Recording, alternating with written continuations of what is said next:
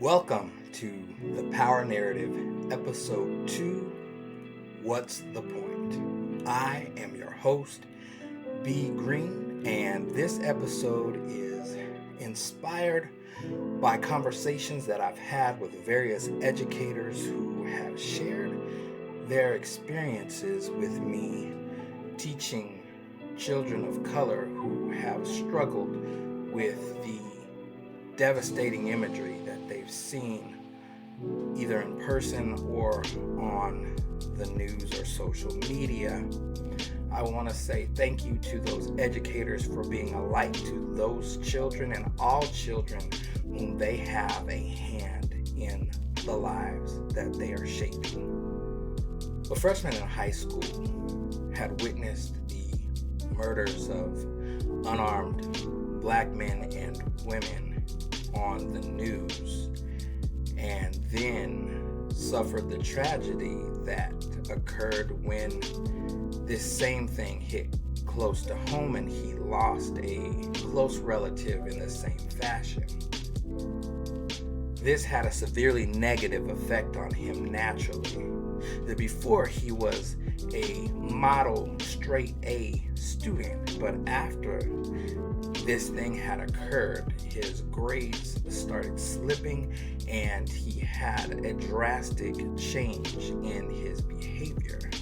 He was often sent to the counselor's office, and one day the counselor sent him to a specific math teacher's classroom who had a free period.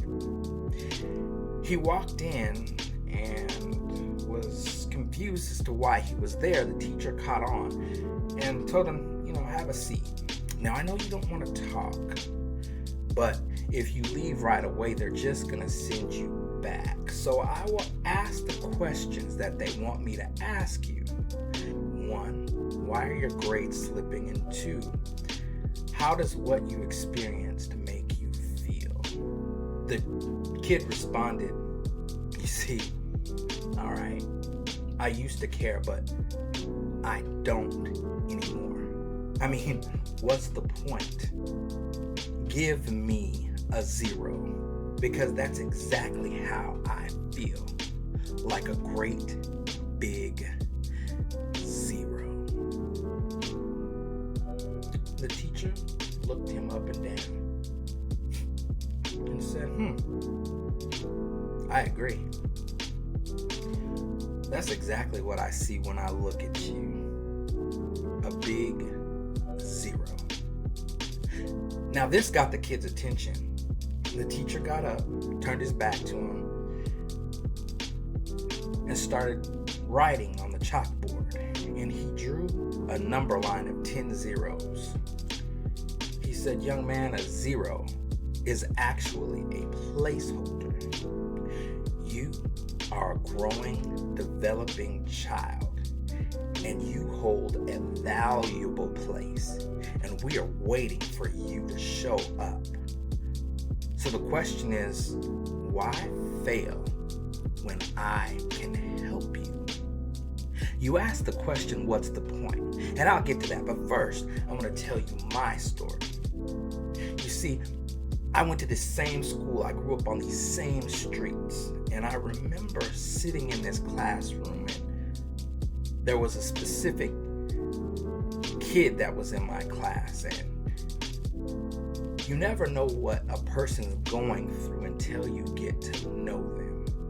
It turns out that he was from a single parent home, being raised by his mother who hated his father, and apparently this young man looked like his father, so she took that out on him too. And every chance she got, every mistake he made, she reminded him that he was just no good, like his no good father. So when he went to school, he, like you, was asking the question, what's the point?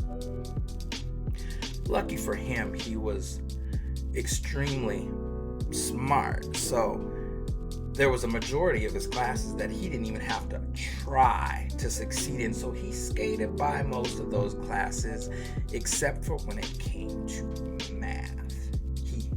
hated math. He needed serious help. And there was a specific student in that class who was exceptionally well at math, and he took pity on him. And he said to him, "Why fail when I can help you?" So he began tutoring him in math, and the two became very good friends.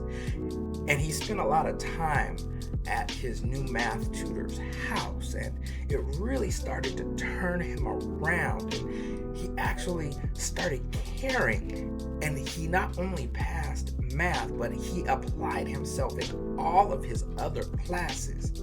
And for the first time in his life, he actually saw college as a means to escape his situation. Then came the summer. The two boys decided to walk to the corner store. And that particular day, they were on their way and almost got knocked over when two dudes ran past them coming from the direction that they had just come from. And when the two boys entered the store, it just so happened that that store had just been robbed by gunpoint. Immediately, the police pulled up and came in, guns drawn. The two boys were startled and turned around, and the police thought they matched the description of the two that committed the crime, and without asking questions, they shot and killed my friend. Now, the boy in the classroom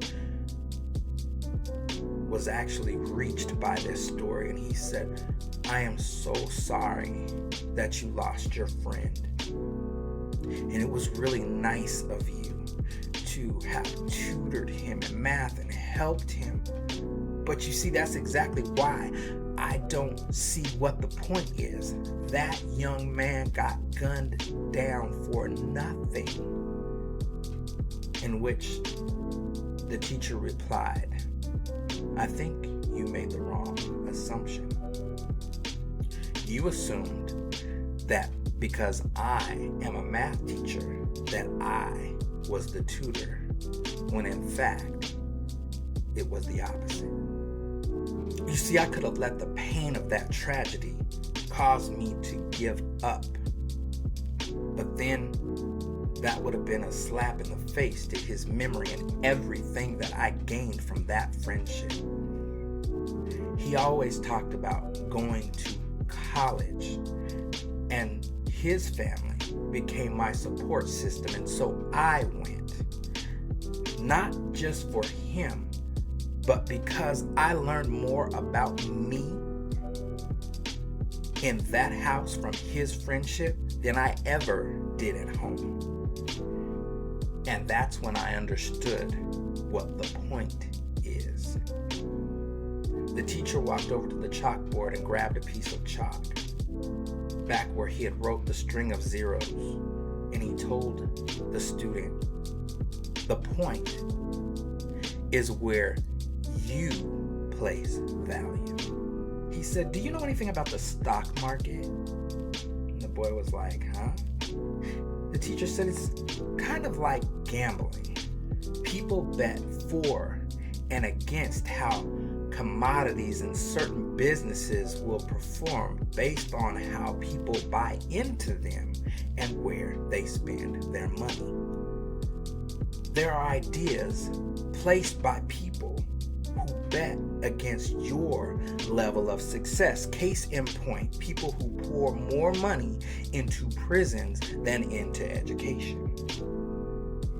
If you buy into these ideas that you are less than, that if you fit a specific description, that description is going to determine how far you go and where you'll end up, the idea that you'll never amount to anything, then the bet is that you'll place the value on your life in front of you, placing you on the left side of the point, becoming a decimal, rather than on the right side of the point, becoming a whole number. The bet is that you will squander your life, and everything that you will accomplish will always be less than whole because you have placed the limitations on your own life. So in you, I see a huge 0. And my bet is that you'll place the point behind you, behind the pain, behind the tragedy, behind the things that you see and hear about people that look like you on the news, placing you on the right side of the point. I bet that because of the fight I see in you, no matter how hard those that bet against you come at you, my bet is that your response will be that every obstacle placed in front of you, you will put it underneath your feet so that you can stand tall, not because you want to prove that someone was wrong about you, but to prove to yourself that you belong in front of all these things. My bet is that you will place the value on your life on a much higher plane than where your feet stand right now. You see, the numbers are the numbers. It's where you place value that matters. You see, I could walk up to this chalkboard and write the number 1 billion, but if I place the point in front of the 1, it changes the whole meaning. The truth is, you have the power to move the point as far behind you as you can. Even if you have a trail of less than whole things, at any point you can stop, put those things behind you, and grow from there. The issue isn't how I see your life. You see, I'm taking my time to invest in you, not bet against you. Will I get a return on my investment? Depends completely on where you place value in yourself. Now, when you look at me, you might see an ordinary math teacher who never left home, when in fact I did. I accomplished a lot of great things, but I came back here because I remember sitting where you are, asking the same questions that you're asking. And I remember that someone took the time to invest in me. And the return on that investment, I believe, is exponential because I get to come here and return that same kindness to you. So I'll ask you the same question again. Why fail when I can help you? And that child left that room changed, determined, and motivated. So where do you place value? Do you place it strictly in how you feel? Because feelings can change like the stock market, not just daily, hourly, but by the minute. There's a story in the Bible about a young man named Gideon who was hiding in fear when the angel approached him and told him that he was a mighty man of valor. And when we follow the pattern, every time he had the choice to either act on his faith or act on his feelings, when he acted on faith, it established the fact of what the angel told him that day. When he acted on faith, it produced facts that supported this new vision that he had of himself. So he could then feel different about how he saw himself before. In order to do so, he had to go beyond and at times against the very beliefs set by his family because he chose to live by his faith. He lived by the faith, fact, feel equation. We often do the opposite. Most of the time, we live by the feel, fact, faith equation. We act based on how we feel. If we feel positive, we'll do positive things. If we feel negative, we'll do negative things. And based on those facts is how much stock we put in the value of our faith. This up again, down again, back up again cycle kills progression. It keeps us in the same place, making it seem like it's impossible to move beyond the ideals and predictions placed upon us. Living by faith doesn't make you immune to feelings, There's going to be some days that you feel discouraged. There's going to be some days that you feel fear, that you feel pain, that you feel anger. There are going to be days where you don't feel on top of the world. Some days you're going to feel like the world is on top of you. The bet is that you'll place more value in your feelings than you do your faith, because it's much easier to control your feelings by continually manipulating things that affect your feelings. But your faith is a completely different matter. Faith is what grounds you and keeps you in what's right. You see, this could be why the only time you see people fighting against evil is when their emotions are high. And as soon as everything seems to go back to normal, then the urgency fades.